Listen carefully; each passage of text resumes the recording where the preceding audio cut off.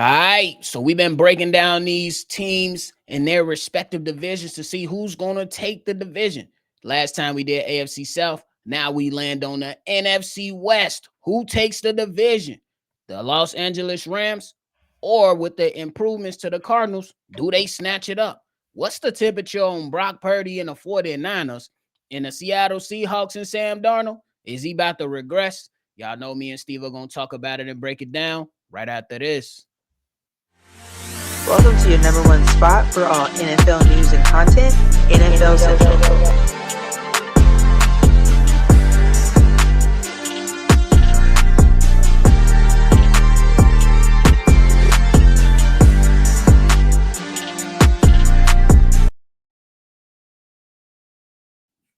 What's going on, ladies and gentlemen? Welcome back into another episode of NFL Central, your number one spot for everything NFL. I'm your host here, Bobby, joined by Stevo. So if y'all tapped in, hit that like button and subscribe to the channel. Stevo, what's the word?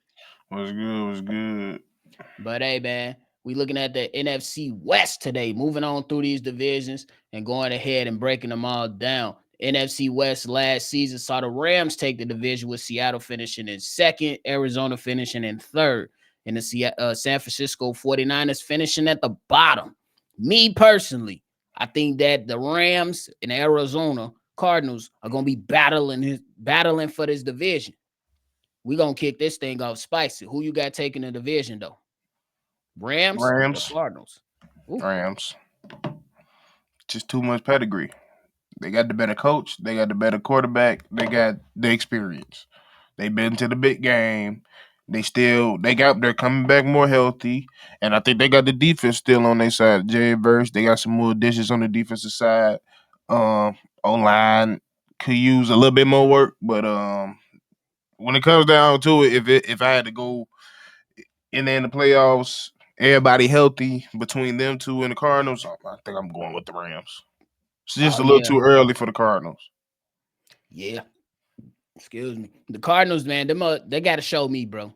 I can't go out on a limb and pick them Cardinals, you know what I'm saying? Simply because when the expectation was high, when the last time they was at the top of the division in the playoff game, they got up out of there quick. And we seen last season, to your point, the pedigree. You seen these guys have kind of like a slow start, but then you also seen them kick up, you know what I'm saying, the urgency and go out there and just go out there and win fucking football games to get themselves in a good position. And outside of one bad possession at the end of that Philadelphia Eagles game, it looked like they was damn near about to win, personally. And I know Matt Stafford, along with that relationship with Sean McVay, that's crucial. And then you got Puka Nacua, who's a monster. Then you just go and add a different style of wide receiver that's going to be another available option to you in Devontae Adams. Oh, my God. Look out for that. And to your point, they did all that defensive shit last year with a bunch of young punks. Them young punks they got experience now. They ain't young punks no more. I think they young dogs, and they ready to go out there and make some noise. I'm 100% in agreement with you on the Los Angeles Rams taking the AFC. And I don't think they have no slow start. You said what? And I don't think they have a slow start this year. Hey, I don't think they will either, bro. The Los Angeles Rams, when you think about them, bro, they already know what they're up against. Me personally, they know that you go in and you redo that contract with Matthew Stafford for an additional 2 years. You know it's time to push forward. You know it's time to push forward, and these guys are champions. And the schedule looking all right to start the season, Stevo. They start off with the Texans. Then they go to Tennessee. Then the Eagles, which going to be a dogfight. They got the Colts, the Niners, and then the Ravens. So that's like 4-2. Through their first 6 games, 4-2, that's not a bad start. And then you looking at later in the season, you got the Panthers, the Cardinals again, the Lions, Seattle, Falcons, and Arizona again to kind of round off the last 10 games this year. Yeah. They could probably push higher than that, personally, because I think that they got the upper hand within a division. Yeah, they healthy for sure. Yeah, it's like the 2 bottom teams of this division is like nowhere near the 2 top teams. I agree. 100%. So it's like they don't got they really don't have nobody else to worry about. For sure. Man, but when we talk about them Arizona Cardinals, bro, Well, how you feeling about that, man? Do you think it's more so based on the performance of Kyler Murray, or are you leaning that the issue is still more so on the defense? Because I know that's what we talked about one time It's before. a little bit of both. Because you had them Kyler Murray games, and then you got them stretches of games where Kyler just Murray, he ain't Kyler. So like at the end of the day, if he's able to be more consistent at the QB position, which I feel like is going to happen, well now that he at, I don't know if you've seen the most recent picture, fucking Melvin, is his name? Is it Melvin or Marvin? Marvin, wide receiver. Oh, Marvin. Marvin. I don't know if you seen a recent picture of his ass, but that motherfucker look like he in the game about 10 more pounds of muscle. This nigga Crazy. look like Julio now. So like who knows how he gonna play next year. He already got his running back, got his tight end. So yeah, and then like you said, they add some people on their defense, especially in the draft. So yeah, it's a little bit of both. The defense gotta be more consistent, he gotta be a little bit more consistent. Yeah, I agree with that, bro. I think that when you talk about Kyler Murray, he's talented as hell, but it seemed like after week 6, you get it to like week 8, He his Murray. ankle always fucked up. His ankle or some lower leg is always happening to him. So, man, can you just go out there for the sake of staying healthy, bro? That's all we ask. Because I think if he's out there to be able to stay healthy and be able to be Kyler Murray, I think he can go out there and make some noise. I think he could potentially get in as a wild card for the playoffs. And he just simply just got to show up for his teammates. The offense, you got weapons everywhere, bro. There's no shortage of weapons on the offensive side. You know what I'm saying? And on the defensive side, they did a lot of tooling like that. You pick up guys like Bilal Nichols. You got Walter Mhm. Nolan that you picked up in the draft. So, bro, y'all not that far off. But it's definitely going to be a challenge to see how quickly that they can put it all together. But we all know that when it comes to a defense, they can find their consistency much faster than the offense. So Mhm. we'll see how that all translates into wins for them though, because Kyler Murray, bro, you got to win. I think at some point, bro, you getting all this money on, you got to live up to the expectations. That's just how I'm looking at them, bro. For real. How you feeling about those Seattle Seahawks, bro? Yeah, that's when you talk about them. I'll be like, I don't know, cause I just hope Buddy win the start lineup so you can see this little nigga run. That's all I that's all I care about because they not winning the damn thing. They said fuck it, we scrapping it, so they scrapping it. Like they're starting phase 1. So like they gonna be one of the worst. They might get the first pick next year. the Seattle Seahawks. They're terrible, bro. So you saying that Sam Darnold was a fluke in Minnesota? No, Sam Darnold. It's not even a fluke. Sam Darnold could be a good quarterback within the right system and with the right coach. I've Oh, always felt like Kevin O'Connell can bring the best out of somebody like Sam Darnold. Who the fuck the coach in Seattle? something McDonald. I always forget the man name. Man, McDonald, but so he a first year coach too. no. He been there for like the last 2, I think.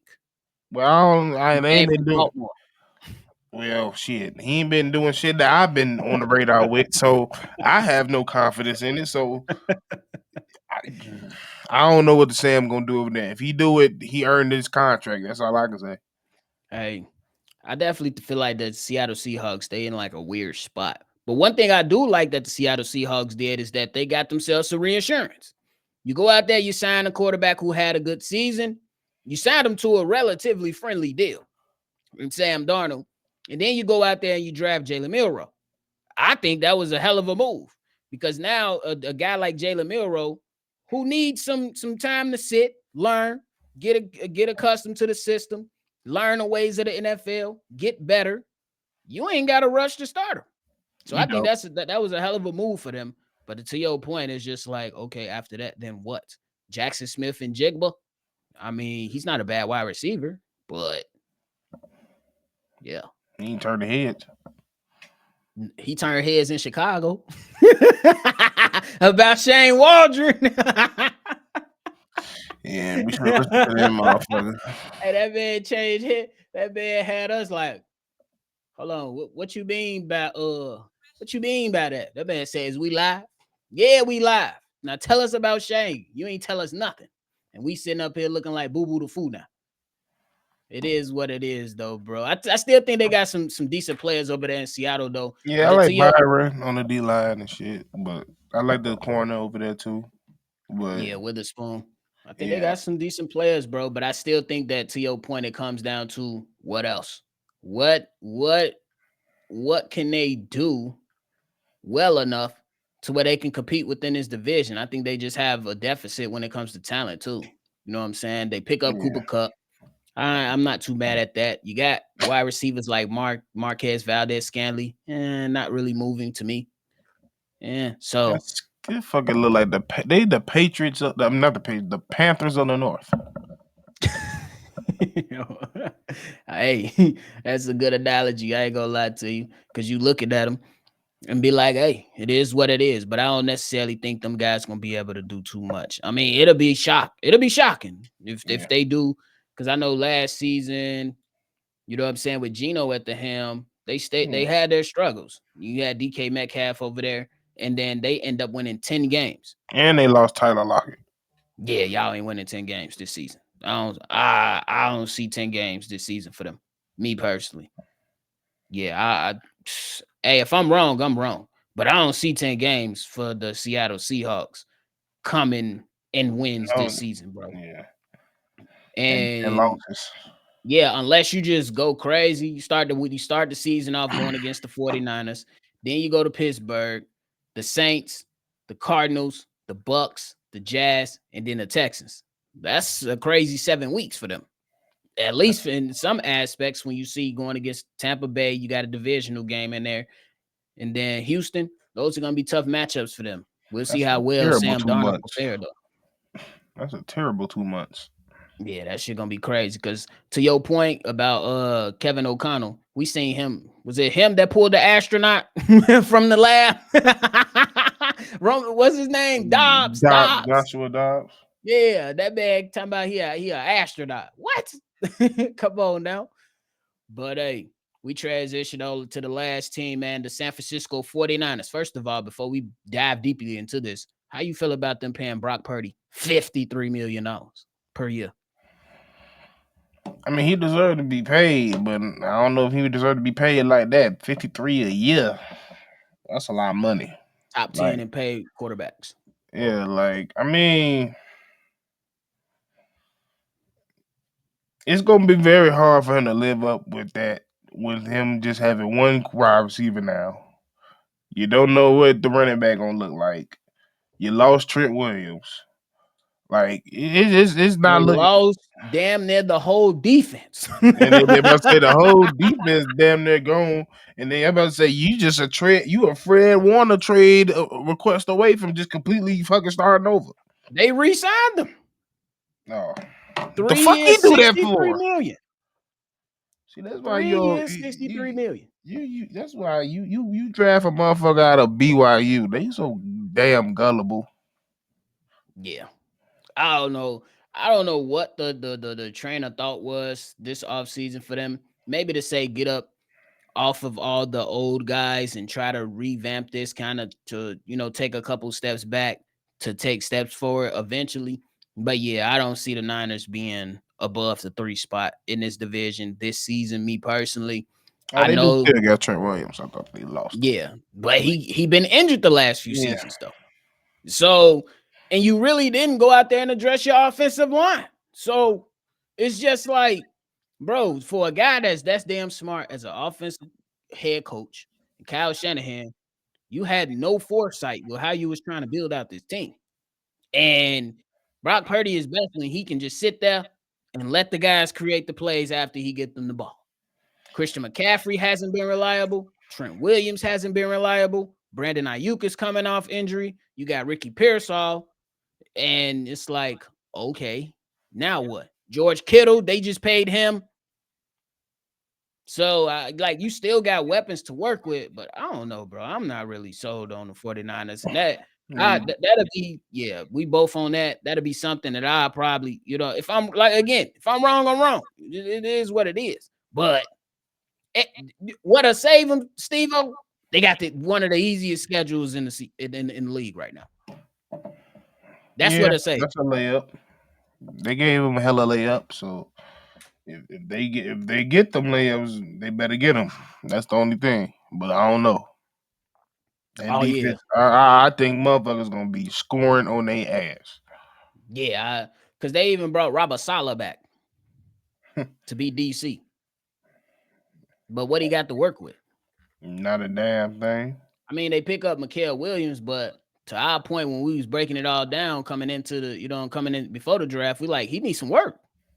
Bro need work to be a good pass rusher. I think that the physical stuff is there, but these are professionals he's about to be going against. He ain't about to be going against no damn Kent State. Like Me. you in the AFC West. What a motherfucker named Bo Jones. He talking about Bo Jones. Yeah, so the 49ers, look, they got to take advantage of this soft schedule. And if Brock Purdy ain't going to be able to do that, look out, bro, because now for you to be able to construct this roster to being back at that top and having that door reopen, because that bitch is closed for a championship. It's closed. Y'all might as well forget about that. They slammed that motherfucker. Yeah, it's over with. If you want to rebuild, though, John Lynch over there as the GM and making all the decisions, you got to be smart as hell to build out this team for the future. Because y'all done locked yourself up for 5 years with Brock Purdy. And I don't think he's a bad quarterback. It's just that. Me either. You in that upper echelon. Now it's time to produce and see how smart they can get with roster construction. Because and we all knew it was gonna come a day where everybody that he was once there when he got drafted that wasn't gonna be there. And if they paid him, one day you gonna have to prove that you one of those. So that time has come. Yeah, and because once them guys got injured last year, he wasn't good. Wasn't good. No Christian McCaffrey, no Trent Williams, Brandon Ayuk was down. Debo, yeah, it wasn't good for Brock Purdy this past season. So, hey, tall task. But that light schedule, you better be able to take advantage of that, bro. You got to be able to take care of that because I had somebody argue me that Brock Purdy is better than Jalen Hurts. I said, yeah, okay. He averaged 250 yards while Jalen Hurts averages 230. So what? It's all predicated on stats. Who won that game? That's it. Who been to that game more? That's it. It won on the legs of Saquon or your running back. And those are two great running backs. Let's not get that twisted. The whole point is that you want to win a big game, that arm gotta be arming, for a lack of a better word. What you talking about? But hey, y'all know how we end every episode. Stevo, how this division gonna shape out? It's probably gonna be Rams, Cardinals, 49ers, Seattle. Hey, we've been on the money the last few shows, bro. I think you read my notes, but nonetheless, I got the same exact thing. I think that if Brock Purdy don't show up, it's possible they could be 1, 2 at the bottom too. Yeah. I mean, if they can take care of the schedule, they'll be number 2. If Brock Purdy show up and you take advantage of this light ass schedule, you can be number 2. But I just don't put them. I don't think they close to the Rams personally. I think the Rams are up here and everybody else is down there, unless the Arizona Cardinals defense just turn into something. We ain't expect. So we'll see though. But hey, brother, you got anything left for the episode? Nope. Well, that's it from us today, y'all. We appreciate y'all for tuning in to another episode. Go ahead and leave your feedback, comments, concerns down in the comment box below. Let us know how y'all think this NFC West will shape out. Me and Stevo, we in agreement on the way that it's going to be ordered with the Rams, Cardinals, Niners, Seahawks in that order. Hey, y'all might can put it on y'all parlay slip. Hey, say you ain't heard it here first. I won't have. On the real, send us a donation check, though. If you hit, we need 10%. On my mama. Each. Each. Heavy on that each. But hey, we appreciate y'all, man. Make sure y'all always love football. We're going to catch y'all on the next one.